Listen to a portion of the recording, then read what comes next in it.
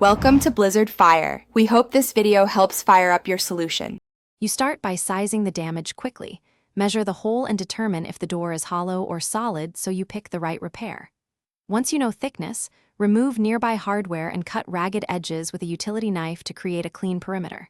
Sand lightly to key the surface and vacuum dust.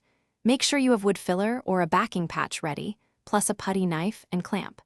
These initial actions set you up for a durable, invisible repair. You now build support behind the hole so the patch stays solid. For hollow doors, slide a small backing plate or folded wood piece into the cavity and fasten with screws so it sits flush. Next, mix and apply wood filler or epoxy, packing it into gaps in layers. Pushing firmly removes air pockets and ensures adhesion. Once filled, overfill modestly to allow sanding. Make sure each layer cures fully. This matters. You finish by sanding the repair smooth, starting with coarser grit and moving to finer so the patch blends seamlessly into the door. Once smooth, wipe dust, prime the area, then apply paint or stain in 2 thin coats, sanding lightly between coats for an invisible match. Finally, reinstall hardware.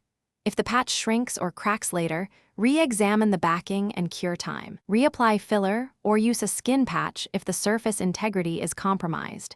This single troubleshooting step fixes most failures.